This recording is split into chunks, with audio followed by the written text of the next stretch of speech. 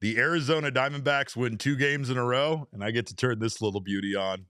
Mwah. We're talking about Zac Gallen shoving on the mound, and we're talking about the Bats being back and super hot tonight. Don't you go anywhere. We're starting in 30 seconds.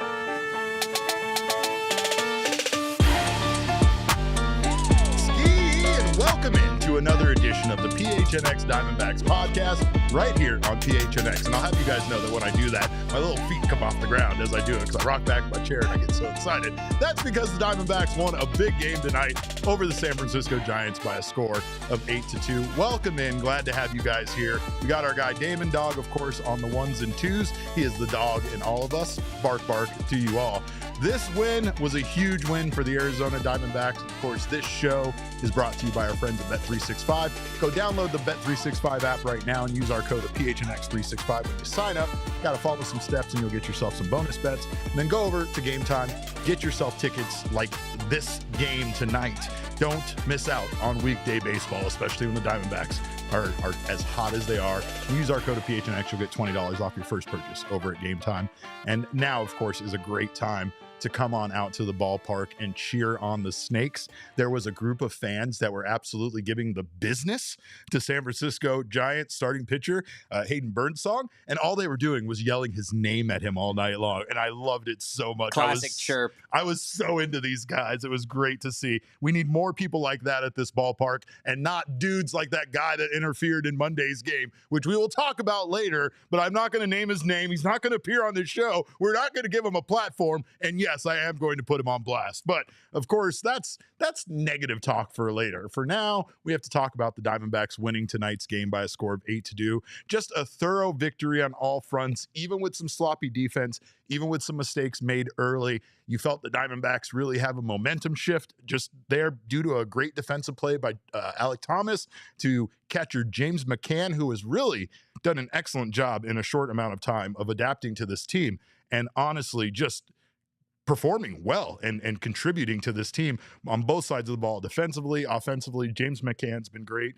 The offense is great. The Diamondbacks improve with this win to 43-42. And you know what that means? Get Perdomo up that little mounted 500 right now. Delightful. It's whimsical and delightful. I'll never get enough of that. Just like I don't get enough of our winning song, because that means, of course, we won. Diamondbacks bats were very hot. They gave Zac Gallen some great run support tonight. Zac Gallen, tremendous on the mound once again. 10 strikeouts tonight for the Milkman. I'll try my best to pronounce that correctly so that you guys don't jump all over me. But yeah, this was an incredible performance overall. 10 strikeouts tonight from Zac Gallen. Throw that strikeout meter up. Is that our first, at least since I took back over, first fully filled strikeout meter? I mean, I can think of his other performance in New York where he struck out 13. It should have been 14. Think about maybe Erod having one of those. How do you even fit 13? You don't. On here. You get 2 strikeout meters. You put them back to back. You put them together butt to butt. But of course, the Diamondbacks put a lot of things together tonight themselves offensively, and that was the key. Geraldo Perdomo got the scoring started first because, of course, he does. He is our Risp King. All hail the Risp King. Gets the scoring started in the 3rd inning. He RBI single scores James McCann, and again, credit to McCann in that situation. McCann walks and then he gets on base. He advances to second on a pass ball, and then he motors in on a Geraldo Perdomo RBI single. James McCann just had it going all night long, including late in the game when the Diamondbacks had an 8-2 lead, advancing on a single. I believe it was from Alek Thomas from second to third, just based on some sloppy play there from the Giants, and that allowed AT to advance to second. Just real heads-up play that, to be fair, I guess to be critical, not really to be fair. I'm not being fair in this situation at all. I'm being mean. But to be mean or to be critical, we're not seeing that out of the Arizona Diamondbacks. We're not seeing the Diamondbacks do those little things that in the past we've seen, taking those extra bases. Obviously, we know Corbin Carroll does. If Corbin Carroll gets a hit, it's a triple or a home run. That's the only way it works out. But everybody else, we're just not seeing that advancement. We're not seeing them take advantage of defensive miscues from the opposing team. And it was great to see that tonight for the Diamondbacks. Perdomo, by the way, is currently hitting .337 with runners in scoring position. So, yeah, he is, in fact, our risk king on this team. We know everybody else has not been doing that with runners in scoring position. But the Diamondbacks did get to Giant starter Hayden Birdsong in the fourth inning. That's really where things started to turn the Diamondbacks' way. Gino and Lourdes both walked to lead off the inning on 4 straight pitches. And then Jake McCarthy, with 2 on and no out, hits a 422-foot bomb to right field to give the Diamondbacks a 4-2 lead. That was Jake's second home run of the year, and it is just so great. Tanner says it in the chat. McCarthy hitting for slug has been great. Jay Cuddy says the McCarthy postgame might be the best thing I've seen all year. I'm sad I missed it. I was sitting in the press room waiting for Torrey, so I didn't get to see it, but I'll have to check that out. And again, Jake McCarthy is one of those guys. I asked Torrey about it tonight, and honestly, it's just amazing that with the losses that this team has had. I don't know if another team has had this many losses to their personnel, to their roster, and have been able to overcome it the way the Diamondbacks have. They find James McCann here, who is, again, just kind of a godsend for this team, who is desperately in need of a second catcher. You could credit maybe Zac Gallen's performance tonight a bit for McCann calling the pitches behind the plate. Gallen did give him that credit, but just overall, this was one of those games where you really feel like everything clicked for this team. Everything came together, and they got contributions from those replacement players like McCarthy, like McCann, the mix, if you will, to come up and fill in the gaps for the guys that are missing, like Corbin Carroll and Gabriel Moreno. So the bats stayed hot in this game. That wasn't just it for the Diamondbacks in the fifth inning. In the fifth inning, Gino reaches on a pass ball after he struck out. The strikeout would have ended the inning. There were 2 outs before Gino struck out. He strikes out. The ball passes. He makes it to first. Instead, Lourdes Gurriel then homers for the second night in a row. It was a 2-run blast that pushed the lead at that point to 6-2. Then in the 6th inning, the Diamondbacks get 2 more bombs.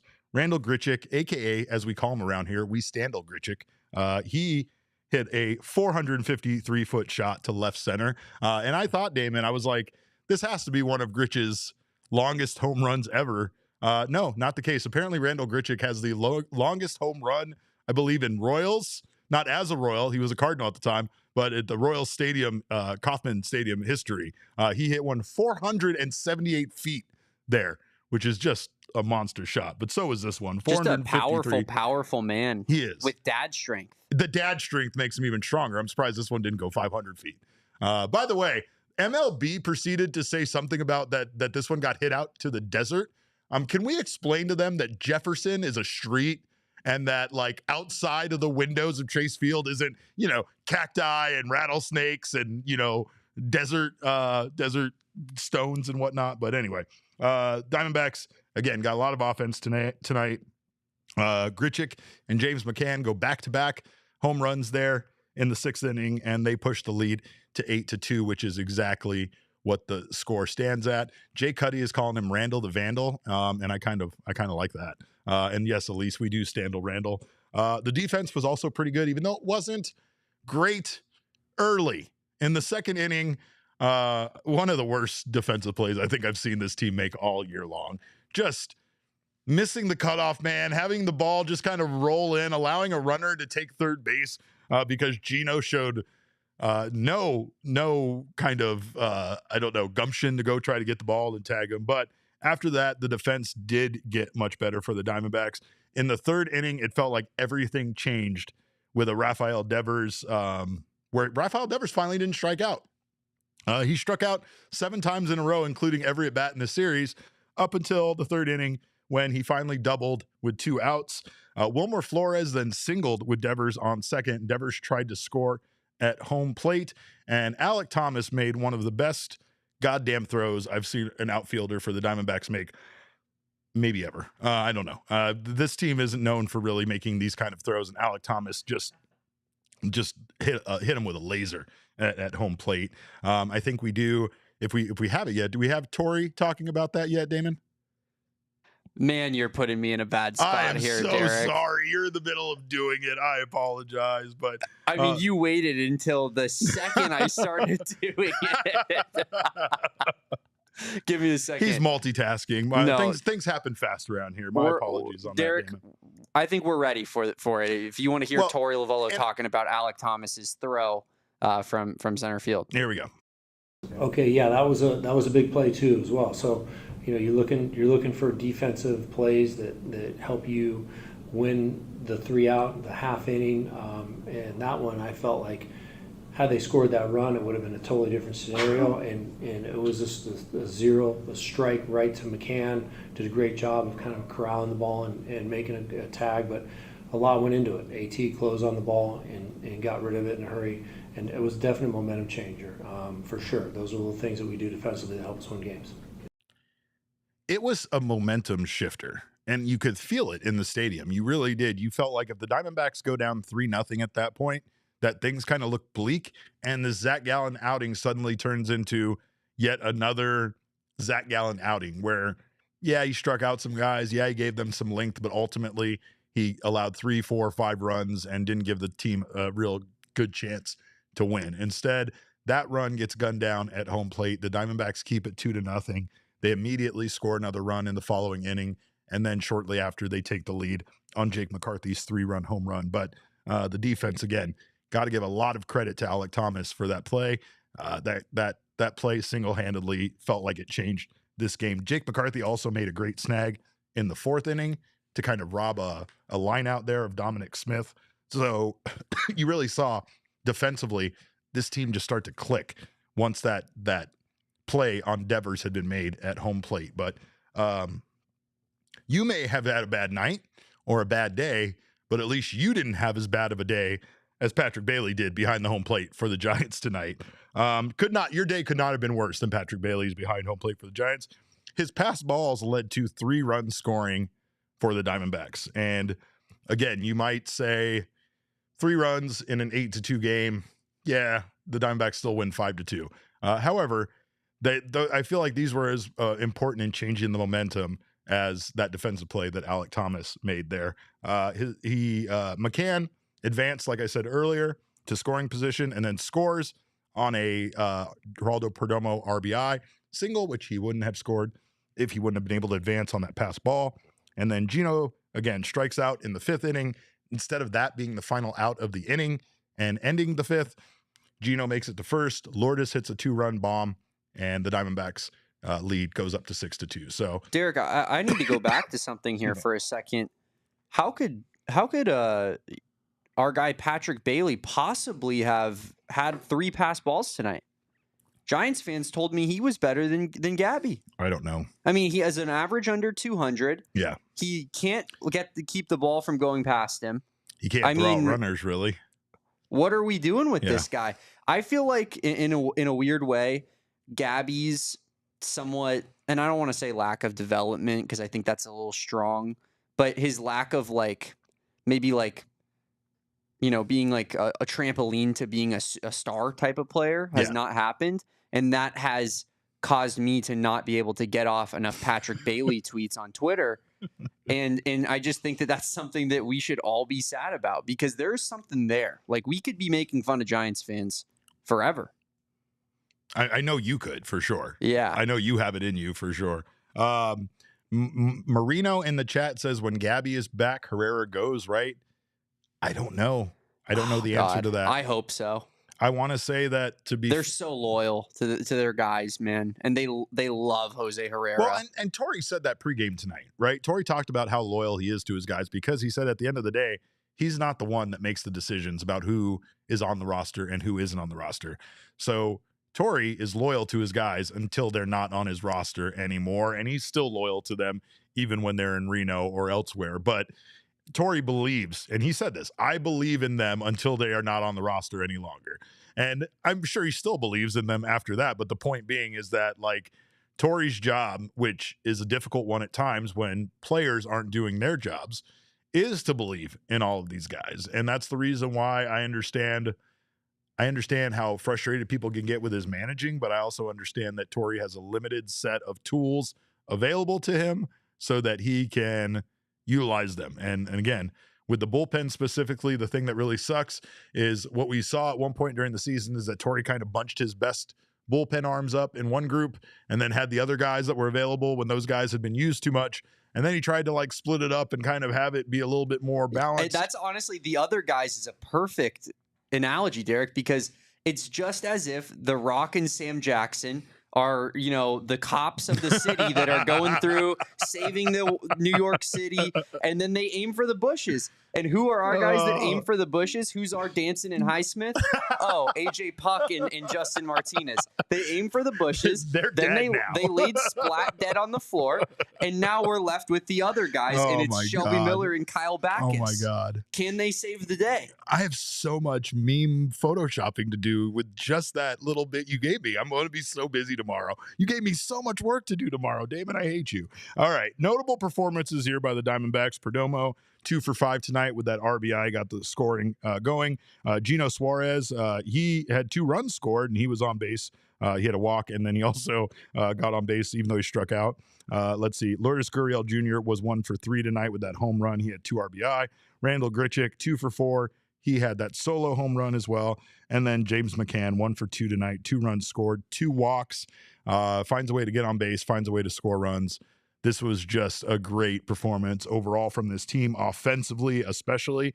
We know the Giants have really been struggling, so as excited as I want to get about the Diamondbacks already winning the first 2 games of this series, this is a team right now in the Giants that is spiraling. And honestly, at least for the time being, that Devers addition doesn't look very good, isn't really helping this offense out a ton.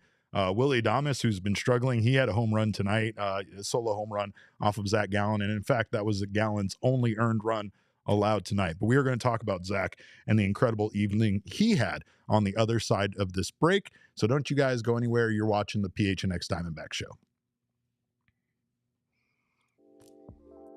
Well, Pure Edibles is a great way to celebrate a win like this, and with it being 10:30 at night and me drinking an energy drink, I'm going to need something to calm myself down and go to sleep tonight. So Pure Edibles offers a wide variety of candies and a wide variety of effects that you can see clearly listed on each tin. Not only do they offer gummies, they also offer hard candies, chews, and their kicks, which are their version of Starburst. They also offer uplifting sativas, as well as some sleep edition gummies that are indicas that will help you get a good night's rest, kind of get over the excitement of a late win like this. And of course, you can find their great products in over 130 dispensaries statewide. They were once created in Flagstaff, Arizona at Noble Herb Dispensary, and now they're made right here in Phoenix. So go check out Pure Edibles wherever you go get your fine edible products. Go find yourself some Pure Edible products from one of over 130 dispensaries across the state of Arizona.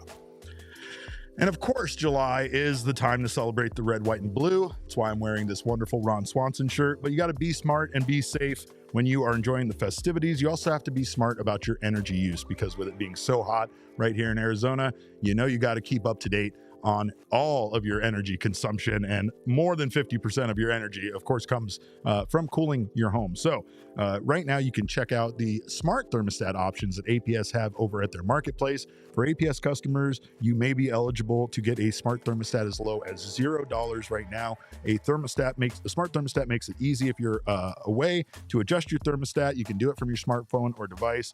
And APS customers, you can find instant rebates, discounts, and special offers on smart thermostats, energy efficient appliances, and more at marketplace.aps.com. Right now, APS customers may be eligible for smart thermostats as low as $0 when you enroll in the APS Cool Rewards program. If you already have a smart thermostat at home, see if it's eligible to enroll in Cool Rewards, plus free install is available at marketplace.aps.com. Must be an APS customer and pay shipping and taxes. Other restrictions apply. Go to marketplace.aps.com for more information. Derek, I don't know if you caught the post-game Jake McCarthy interview. Did it make its way up to the press box? I know you were doing a lot that's of why I work. was saying a little earlier. I was down actually in in the press room waiting for Torrey, so I did not get a chance to see that. Did you have any updates from that? Yeah, basically just at the last question, I believe Todd asked Jake something to the effect of, what do you say to the people that, don't believe in you guys? Mm-hmm. And Jake responded with, they don't know SHIT, and then said it again live on air, just cursing up a storm. And then Todd goes, well, we apologize for that one. Obviously, Jake very much in the moment. But you got to love that type of intensity from Jake, don't you? I'm going to go run through a wall real fast. Yeah. Can I just go run through this wall I'm ready. That's what I said. Baseball is stupid. It doesn't make any sense. No matter what, you can't look at a 3.5 game lead, 4 game lead. And trust me, I just called the season yesterday, or on Monday, right? Monday was yesterday. These days, they all run together for me. But let me tell you, this series was extremely important. The Diamondbacks needed to have a good showing. Again, the Giants are a struggling team, so I don't think anybody right now is going to take these wins as being like the Diamondbacks are back, whatever. I will say the Marlins are a very hot team. They're continuing their streak. I believe they have the longest winning streak in baseball right now at 8 games. So I know the Diamondbacks were part of that. I know they got swept by the Marlins, but sometimes in baseball and life, you just caught a team that was playing better baseball than you. The Diamondbacks had a lead in every single one of those games and should have won them, but they didn't. And again, it's because this Marlins team right now is playing the kind of baseball that this Diamondbacks team played back in 2023 that led them to the World Series, right? But it doesn't mean that this Diamondbacks team is incapable or this roster isn't talented enough to do that. And you got to give credit where credit is due.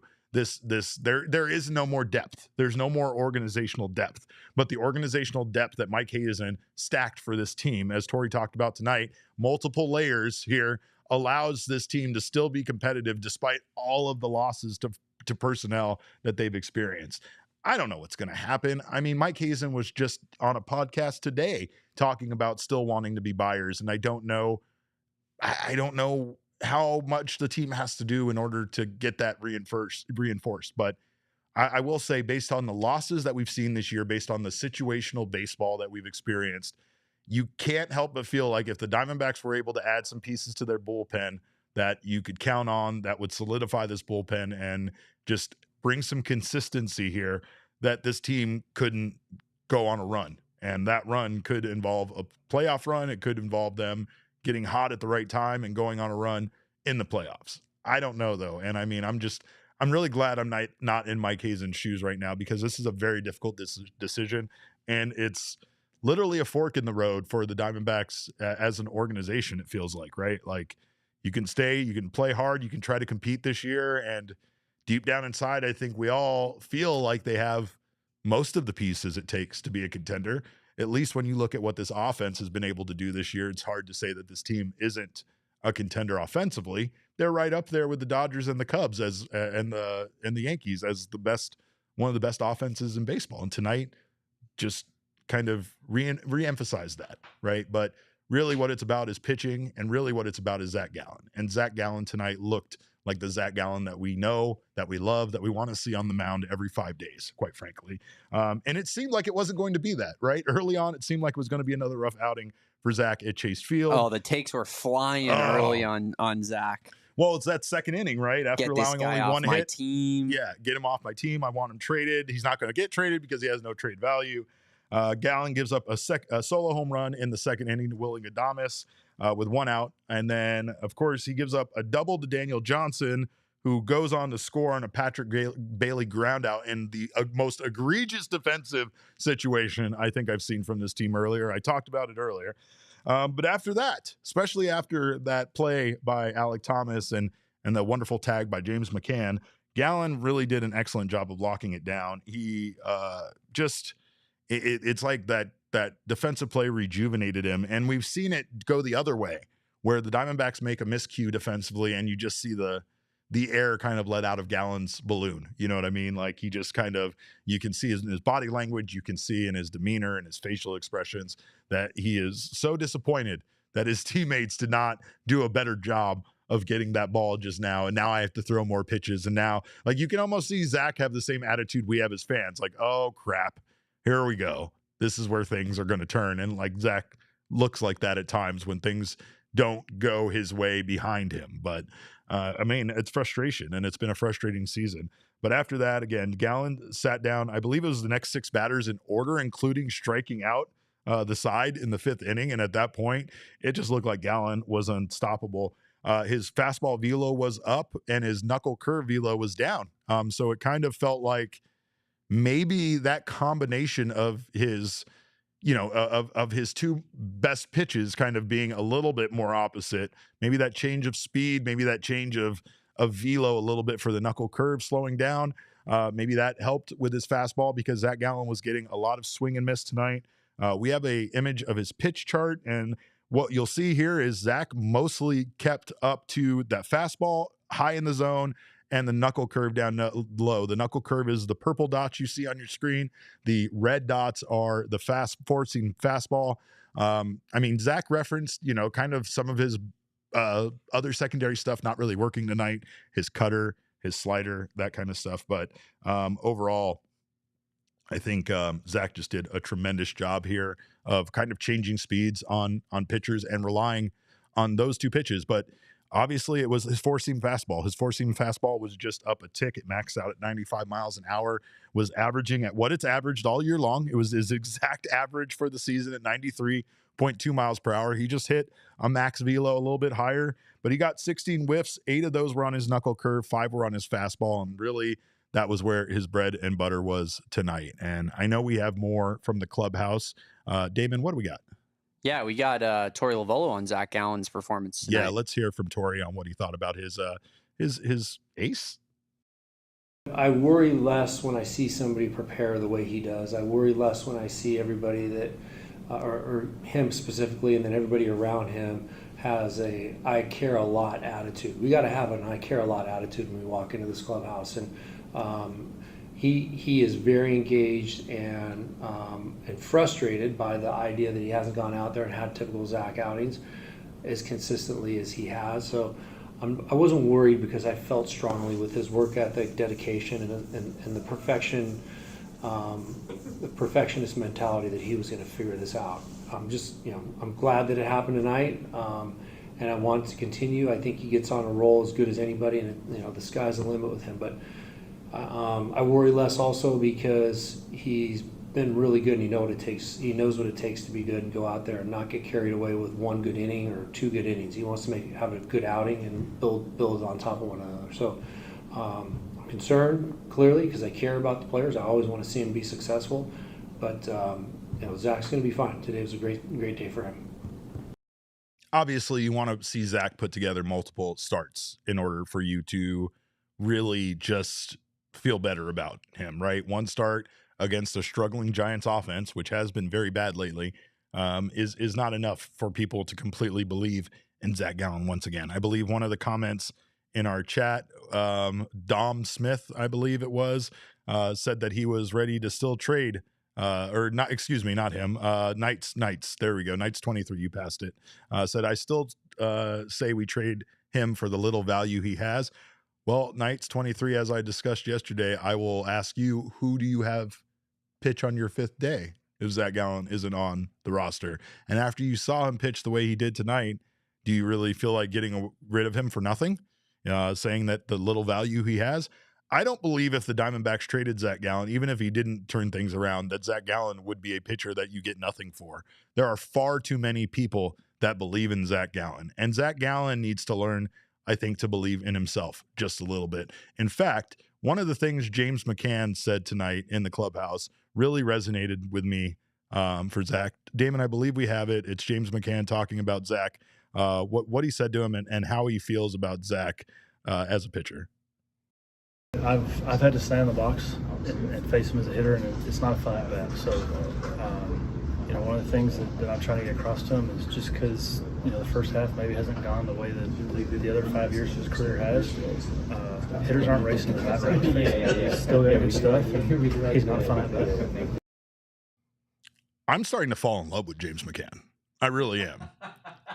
I mean, don't get me wrong; those huge arms don't hurt. But I will say that with him looking at this is a guy that's been on the team for a little over a week, right? Not only has he contributed in huge ways offensively, but Zac Gallen talked tonight about McCann and how he called this game, basically how well they work together.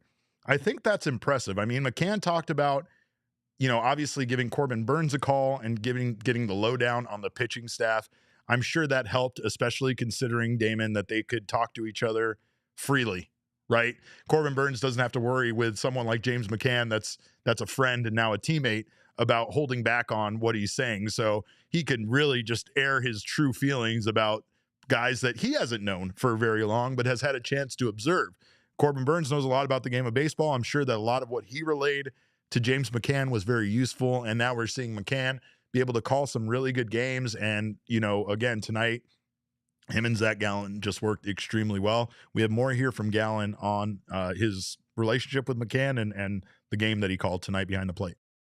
Yeah, he called most of the game. I think I called a pitch to Adames in the at-bat that he flew out to right, I think. I wanted to go in, just give him a little different look. But, yeah, I mean, I think I threw 100 pitches tonight. I think we called 99 of them.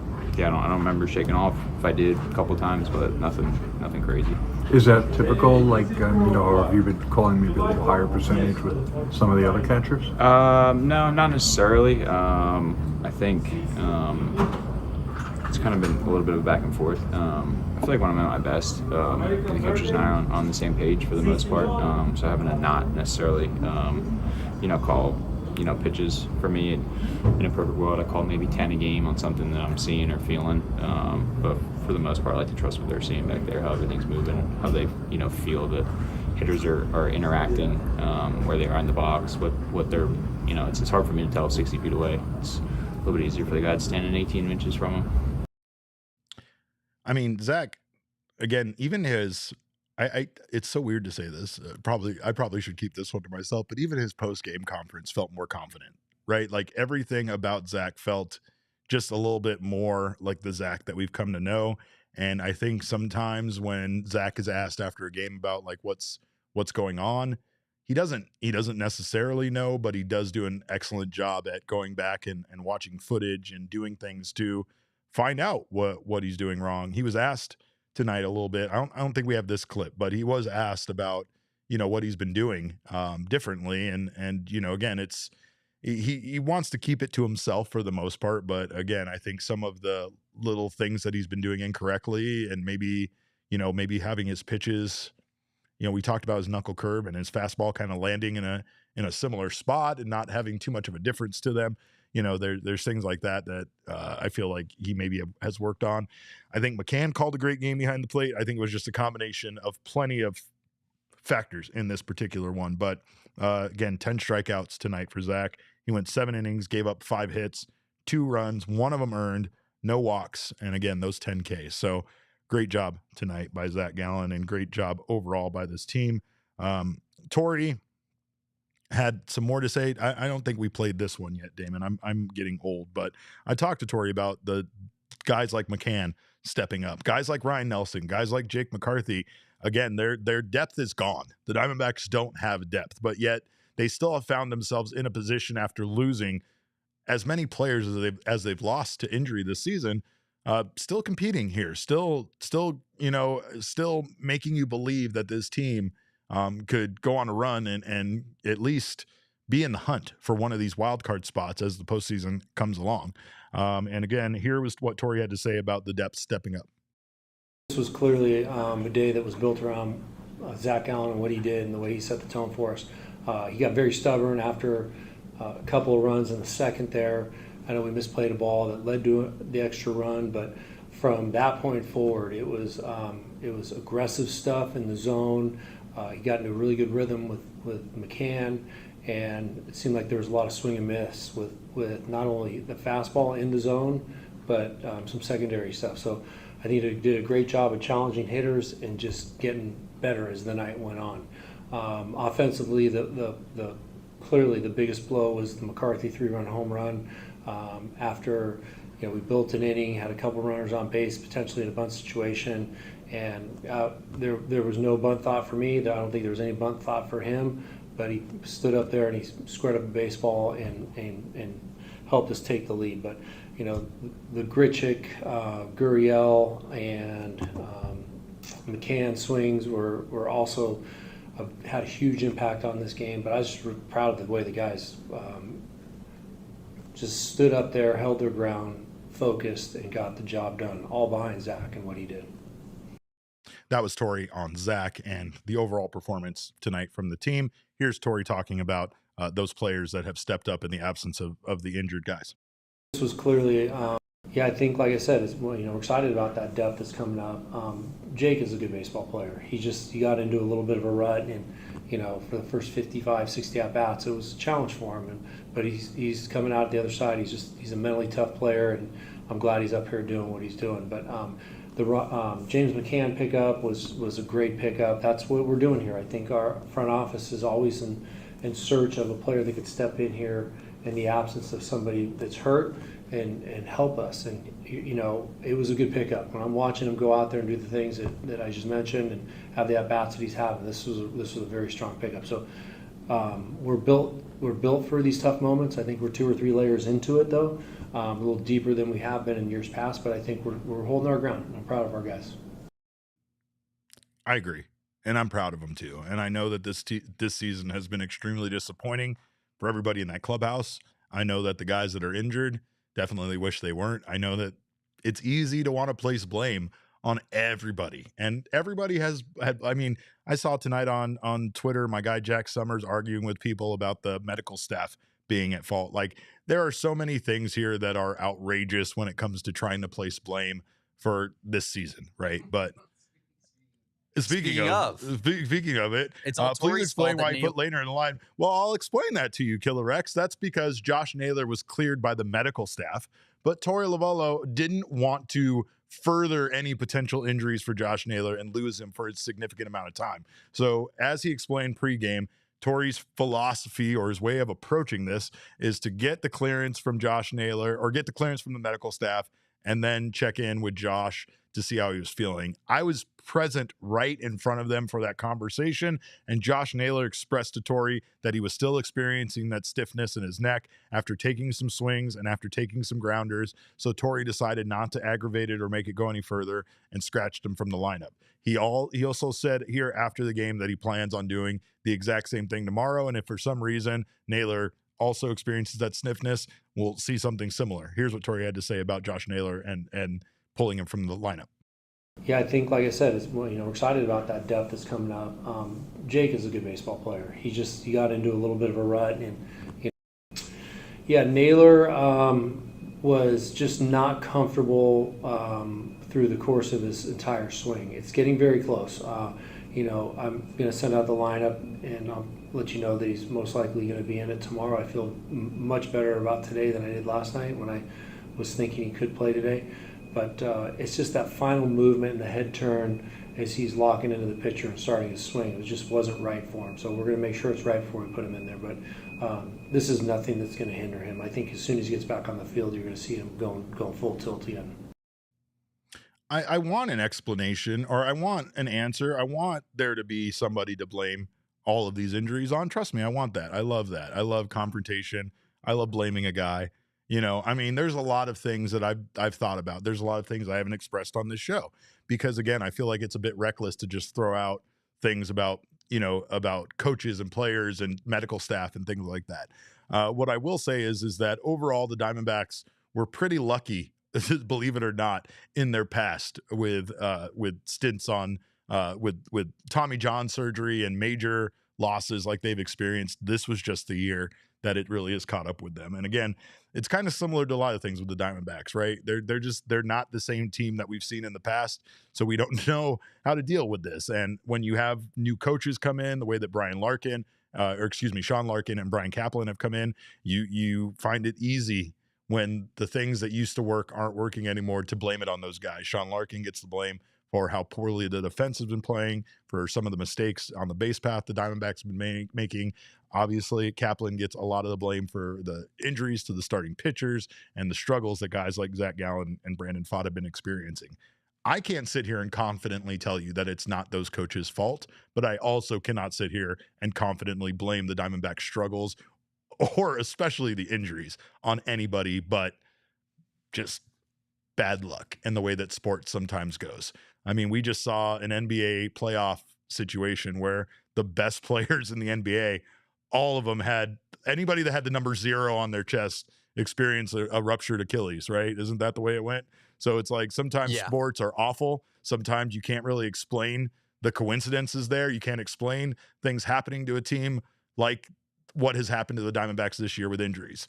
However, what you can do is sit here and give credit where credit is due to guys like Jake McCarthy, who have stepped up in Corbin Carroll's absence, and especially James McCann for the way he's played in a very short amount of time. This is a guy that knows he's most likely going to get cut from this team once Gabriel Moreno returns, which to some of you seems egregious, and to me, who just said, I just said a little while ago I'm in love with him, that I don't want that to happen either, right? Derek's already like doodling Derek plus James in his notebook. Look, I just wouldn't have to change my initials. That's all I was telling you. I just said I would still be DM, and I wouldn't have to go out and get a bunch of new monogrammed stuff. That's all I told you, and I told you that in confidence. I didn't expect you to tell people on the show. Do you think is it his massive arms or his dashingly good looks? I can't explain is it. more so the reason that you love him? I'm just kind of flustered in his presence. That's all. He's a large man. He's a very large man. Aura. All right. I get it. I'm an average height guy, and I understand why women have never been attracted to me. Right. It's the height of that man. It's just massive guy. Anyway, do we have any more from James McCann in the clubhouse since we're talking about him? Yeah, we do have James McCann on catching Zac Gallen for the second time tonight, and just their chemistry together. I think we kind of knew each other a little bit better. We were, maybe on the same page quicker tonight. I thought his execution was really good throughout tonight. I think if you look back at the game in Chicago, we made a couple of mistakes. Tonight, the mistakes were limited. Well, and I'll tell you this much. It's one of those things where McCann, I don't know what his future holds with this team, but in a short amount of time, you feel like he is like leading by example, and his experience is one of those missing factors from this team right now, right? I know that there are other guys on this team that have been in baseball for a long time. Gino Suarez, another one of those guys. He's a guy that also has been attributed to be a big clubhouse guy and somebody who everybody really, really likes and feels like a leader out there. But I don't know, McCann, he's catchers just do this kind of stuff, right? Where they just come in and they feel like they got to know the personnel. They got to get to know everybody. They got to know everything about everybody. And like, it really does feel like he has, in a very short amount of time, at least brought some stability to this team. And it really felt like he was a big reason why Zac Gallen had the night he had. And we have a little bit more here from Zac Gallen on his night. Here's what Zac Gallen had to say about his overall performance. Yeah, I mean, I felt like everything was working. Ken and I got on the same page pretty early. With a guy like that's been around a while, has had a lot of experiences calling games, calling some of the best. Just trusted in his preparation and just kind of the fingers he was putting down, or I guess I should say the buttons he was hitting on the pitch comp. But just feel like we had everything in most spots. A little bit of the damage just is on cutters that backed up, and then the Adamas homer just kind of slider just stayed up there. But yeah, for the most part, I feel like we're on the same page, and we're mixing pretty well.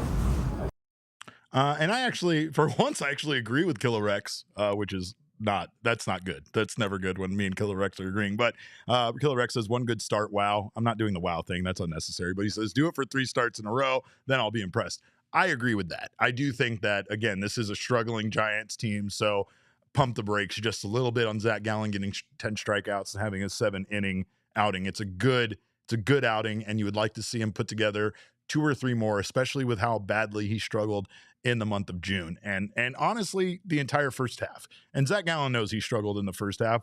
McCann brought it up to him, and here's Zac talking about how bad his first half actually was. Yeah, obviously tough. This game a home to you for sure. That's there's no secret about that. I've just been kind of trying to plug away, keep plugging away, doing what I know I can do in terms of just a process and trying to get better. I mean, I think this year would have started differently. I still probably would be trying to grind and evolve and keep getting better. But just know that this game is a game of ebbs and flows, and you can't really necessarily ride the wave. You got to just kind of stay on top of it and just keep plugging away, keep trying to make pitches. At some point the tide will turn. Well, the tide kind of turned for him a little bit tonight, and for that reason, we are giving Zac Gallen the king snake. Zac Gallen, 7 innings pitched, 2 hits allowed, 10 strikeouts, no walks. Just a solid overall pitching performance here from Gallen. Probably his second best of the year. And again, me and Killer Rex both would like to see him do it a couple of more times in a row. Meanwhile, the bullpen got a rest tonight. It was Disco Inferno night, and Anthony Descalfani, 2 innings pitched, 1 hit allowed, 2 strikeouts for him. He wrapped the game up after Zac Gallen's 7-inning night. So a great job of resting the bullpen, which very much needs it, and allows them to come out strong for the final 2 games of this series with the Giants. Diamondbacks just need one more win to win the series, but man, it would be great to sweep a struggling Giants team after the sweep at the hands of the Marlins. Now, I'm allowed to say that because the Diamondbacks aren't 1 game away from a sweep, I think. Is that put me in the clear? I don't know. Damon refuses to be a part of any of this, but what we're going to do is take a quick break. And on the other side of this break, we're going to talk a little bit more about the numbers from this game. And then I'm going to scream about the fan interfering in Monday's game. So don't you go anywhere. You're watching the PHNX Diamondback Show. Well, if you are a small business owner, you know already, I don't have to tell you, that you are a very busy person and you have a lot of responsibilities. One of those responsibilities sometimes involves trying to find help for your business, trying to find people to hire, quality candidates that you can trust and that are qualified for the job. And LinkedIn is here to be your partner when it comes to hiring those qualified candidates. With LinkedIn, you can post your job with their new feature that allows you to write a job description and then quickly get your job in front of people with a deep candidate insights. And you can either post your job for free or pay to promote it. When you do pay to promote it, promoted jobs get 3 times more qualified candidates. And that is what LinkedIn is all about. 72% of small business owners using LinkedIn say that LinkedIn helps them find the highest quality candidates. And that helps you save time and again, helps you find the people you need to help run your business. Find out why more than 2.5 million small businesses use LinkedIn for hiring today. Find your next great hire on LinkedIn. Post your job for free at linkedin.com/Dbacks. That's linkedin.com/Dbacks to post your job for free. Terms and conditions do apply. And of course, now is a great time to head over to Circle K. I probably need another energy drink to make it through this night, but I probably shouldn't because I'm never going to go to bed. But it is the place to get your energy drinks. It's the place to get all of your drinks. It is America's thirst stop. And if you are not an Inner Circle member, you're just throwing money away right now. Current promotions for Inner Circle members include saving 25 cents off per gallon on your first 5 fill-ups. You'll also save 25 cents off per gallon simply by buying 3 Coca-Cola 20-ounce products. That seems like it's worth the money. Right now, Inner Circle members could get cookies for $1 each. You can get 79-cent Polar Pops or 99-cent Frosters. You can also save 4 times on 25 cents gallons. You can 25 cents per gallon when you go out there and you shop at Circle K. You can earn that once per month. And then there's all sorts of great deals right now for 4th of July. So do not miss out on things like the Circle K exclusive flavor of Arizona iced tea, watermelon dragon fruit splash. I need to go get that right now. But join Inner Circle for free by downloading the Circle K app today. Terms and conditions do apply at participating locations. Visit CircleK.com for details. And our $36 Die Hard Make Your Move sale is almost over. It is our intro offer here during the NBA draft, during the NBA free agency season. We're giving you access, obviously, to the best Suns coverage in the Valley for the best price ever. Get exclusive content from the one and only Girth Gerald himself, and be part of the best Suns community online in our PHNX Discord. You're also part of the best Diamondbacks community online, maybe even better than the Suns community. I'm not doing this the wrong way. I've got to do this to the mic. But that's $36 for a year. Include your free t-shirt. So basically you get your shirt and then you get the membership for free. You also get 20% off all events and merch, including our upcoming pool party takeover at Chase Field, which is happening this Thursday. So if you want to go, you're getting FOMO, make sure to join us for that. Become a diehard first, then get 20% off your ticket. It'll pay for itself. I promise you that. Let's take a look at the numbers presented by our friends at Desert Financial, of course, credit union. Great people that got me started on my home ownership journey. Diamondbacks win this one by a score of 8-2. They out-hit the Giants 9-6. Diamondbacks were 2 for 7 with runners in scoring position. Meanwhile, the Giants were 1 for 6. Right now, the extra base hits. The Diamondbacks had 5 extra base hits, including 4 home runs. Grichuk. We had McCann. We have who else hit home runs tonight? Damon. We also had Jake McCarthy's big home run. And then we got a solo Lourdes. home run from Lourdes. Oh, no, the 2-run home run from Lourdes. Thank you. See, I don't have a good memory. I'm once again proving how old I am. Expected batting average there, 208 for the Giants, 240 for the Diamondbacks. No home runs, or one home run there from the Diamondbacks. Willie Adames' home run off Zac Gallen. But 2, actually, I believe. Was it 2? It might have even been. Yeah, it was. You're 2. right. No, you're right. Adames. It was 2 doubles off Gallen and a home run off of Gallen. That's right. But again, this is a very important stretch for multiple reasons. Is it enough? Is it too little, too late? I don't know. I can't tell you that. I don't really feel like it is, because baseball is what it is. Suddenly the Marlins are the hottest team in baseball, right? So it's not hard. It's not hard to imagine that the Diamondbacks could do that. They have big tests here before the All-Star break. Not only do they have these 2 more games against the Giants, but they still have a 3-game series against the Padres. And then I believe they wrap things up against the Los Angeles Angels. There's no off day between now and the All-Star break for the Diamondbacks. They played 17 games straight in a row. And it's kind of one of those things that maybe it's good for them. Maybe if they can get on a roll here against the Giants, that will carry over to future series. But let's take a look at the NL West, also known as the drunken orgy of violence, which I don't know how drunken it is anymore. It might be a little less drunken than it's been in the past. Ever since we gave it that moniker, it's become pretty mid. It's like they didn't like that, so they all sobered up, and then the Dodgers just kept partying. You know what I mean? Like, that's kind of what it felt like. Rockies are piss drunk, Derek. I completely disagree with you. The Rockies don't know where they are. They don't know their own name. The Rockies need a lift so that they can get to the next bar. You know what I mean? Like, they're taking lifts lifts from one bar to another. The Rockies, Derek, are that person that when you're out at the bar that's asking you to buy them an Uber because their phone died. They're so drunk and their phone died, and they're walking up to you and they're like, you can get me home? That's how bad the Rockies are. Said. I will say that the Dodgers just continue to win every baseball game. But the rest of the division is very attainable. Right. And that's all we need to worry about. I said this, got to stay part of the pack, right? And the Dodgers aren't staying part of the pack, but at least we're staying here kind of just a step or 2 behind the Padres and the Giants. And honestly, the Diamondbacks find a way to do the S thing to the Giants. They could find themselves with a better record than the Giants after this series is over, which is just kind of crazy to think, especially how bad things felt after that Marlins series. But the Diamondbacks do have a great chance here to make up some ground. And now we have, the piece of Yoshi says the Rockies still don't have 20 wins. Yeah, it's kind of wild. It is kind of wild. It's July 1st, by the way, in case you didn't know what the date was. But we are going to take a really quick break. And then on the other side of this break, I'm going to scream and yell there about the fan interference call. I'm also going to remind you all to go vote for Cattell as many times as you can between now and tomorrow at 12 p.m. noon. So don't you go anywhere. We're going to take a quick break. You're watching the PHNX Diamondbacks show. Well, we love All Pro Shade Concepts. We love them for their commercials because they are amazing, but we also love them for what they can do to help extend your outdoor living space. Summer is here, and it's not too late for you to enjoy the outdoors instead of running away from it and keeping inside all the time.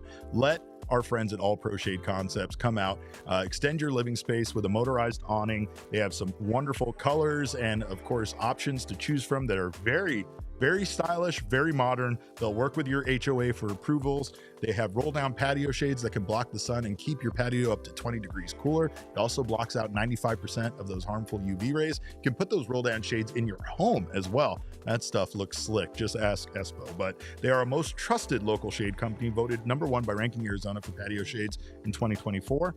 And they have been in business right here in the Valley for 20 years. They are licensed, bonded, and insured. And if you are looking to extend your outdoor living space, give them a call at 623-204-1476 or visit allproshadeconcepts.com right now to schedule your free estimate.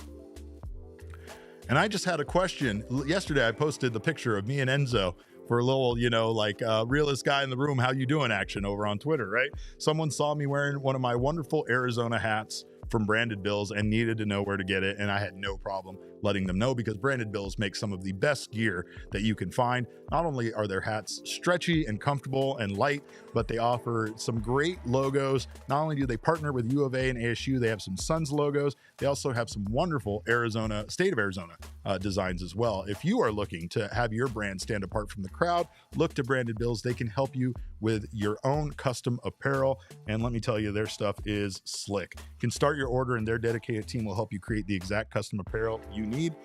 Their logos are unlike anything else I've seen on hats. So check out everything they have to offer over at brandedbills.com. Head to brandedbills.com and use code BBPHNX for 15% off your first order. That's BBPHNX for 15% off.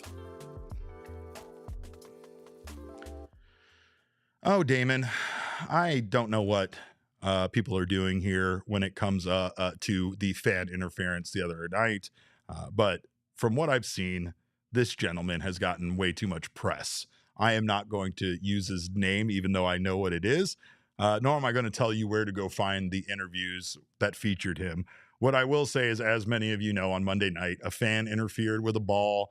It was hit from Christian Koss, third baseman of the Giants. It went to left field. Tim Tawa attempted to make a play on it, and this fan interfered with it. Initially, it was called a home run. Then it was reversed to an out due to fan interference. Then it was reversed after Bob Melvin challenged it to a ground rule double due to fan interference. This fan was then ejected from Chase Field. It turns out that eagle-eyed viewers went around and they noticed that this was the same guy that has interfered in Diamondbacks games for a very long time. In fact, there were 5 occasions found on video of this gentleman interfering in calls for home runs where the call was changed in some way due to his interference, whether it was ruled an out, whether it was ruled a ground rule double, whether it was changed to a home run, whatever the case may be. This man has interfered in several different games, and he's just kind of been a menace out there at left field. He personally admitted to more, I believe. He said in the interviews that he did 10, that he's done this 10 times. Zoe Z in the chat says, let's be real, he kind of saved us. Now, I will say, I don't disagree with that. Based on what we all saw from the video, I think we can all agree that that home run was either going to be a home run, a triple, something stupid. Tawa was going to attempt to make a play on it. Maybe he doesn't get it, bounces off the wall. Maybe it stays in play. Maybe it bounces over the wall. I don't really know what the outcome is because we don't live in that alternate reality. As Torrey said today, let the players make the play, right? That's what he wants to see. He really didn't have a comment about it otherwise because he really hadn't heard much. The Diamondbacks announced today that he was an Advantage member and they have revoked his Advantage membership for 2025. He's also been banned from Chase Field for 2025, and he can resubmit to prove that he's been a good boy, I guess, after the season and come back maybe for 2026. What I can't stand is the way that this has been paraded around like he is some sort of hero. I can't stand that this guy is out there like he has a book he's pushing. He has all sorts of crap that he's on, like an agenda where he's using these appearances on local media for, you know, to promote himself, and everybody's just kind of eating it up. Meanwhile, you fans very much do not want to see this guy. I've seen the reaction to this. I've seen how people are speaking, and I completely am with you. Now, I was talking with a friend today, and one thing we agreed on is that if you are going to have this gentleman come on your show, why are you not challenging him? Why are you not asking him why he thinks that he's allowed to do this dumb crap? Why are you not asking him why he thinks he's so entitled that he can be a part of the game? Instead, you're talking to him about his collection of baseballs that he has done this with and all the other times that he's done this, and you're just making it out like it's something to encourage, to have more fans do, to give him more of a spotlight based on the fact that he broke the rules several times, has interfered in several games, and you just don't know the impact that interfering in a game like that has. Yeah, it has an impact in the moment, but it has a ripple effect. It goes on beyond that. It's not just that one moment in the game. So I would just want to implore people to be better when it comes to choosing your guests on your show and giving someone a platform. I don't really think that this gentleman deserved it, nor do I think that he deserves to be applauded for his actions.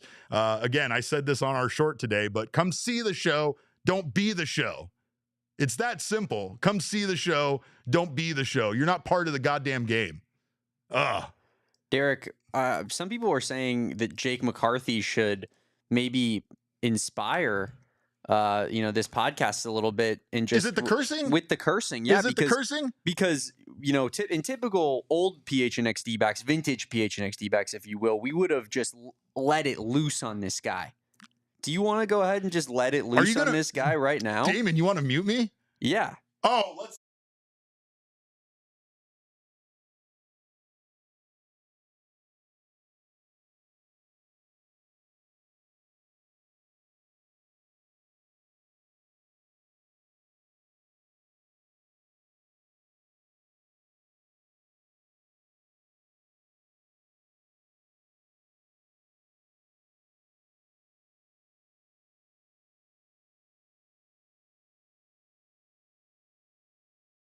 All right. You're back. I'm back. Whew. How'd that feel? Cathartic. That was good. I had a lot to list off my chest. Don't you miss it? Oh, I miss it so much, Damon. I miss it so much. Jay Cuddy's right. We'll get a John Boy breakdown maybe of lip syncing. Absolutely. That's gonna be a lot. Russell said I'm not muted. Oh no. All right. Well, if you heard all that, then you really got to enjoy it. But Derek, I'm afraid that's going to be your last day with the company. Hey, it's all right. It was worth it. It was worth it. All right.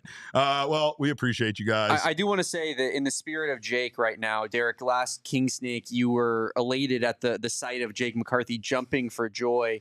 Well, when he hit another bomb tonight, we got another action shot in the moment, Derek. Oh my God. Look at this. Has anyone ever been happier? No. Has anybody ever done the jump shot maneuver celebration better than this man? Look at him.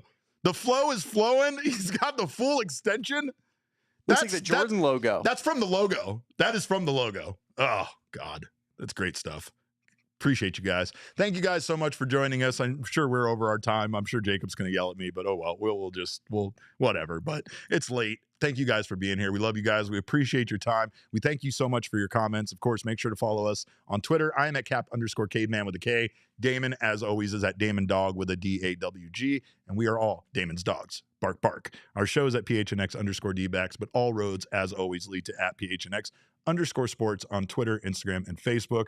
We love you guys. We thank you so much for your time. We will be back tomorrow with another post-game show. And then don't forget, Thursday is our pool party. So we will have a 12 p.m. show. I think Jesse's going to stop by for the 12 p.m. show. I'll make sure that he puts sunblock on his nose and drinks plenty of water. Don't you worry. But we'll be back then for that. But of course, join us tomorrow for a post-game show. Hopefully the Diamondbacks can secure the series win in Game 3 against the Giants.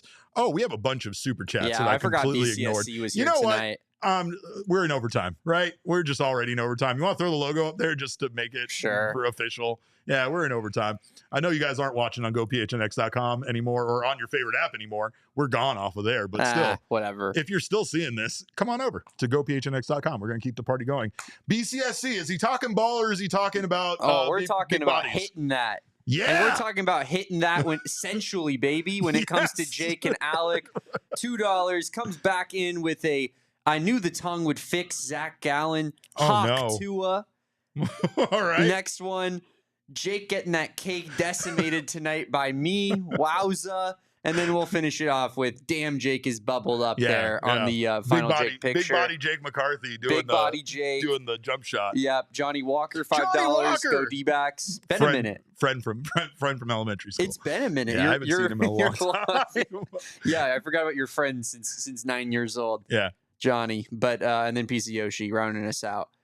Did you guys like the graphic I sent on Twitter? I don't know if I saw it, but I've been very busy, so I will make sure to check that. But I did like all this news about Jake McCarthy cursing. That's got me fired up.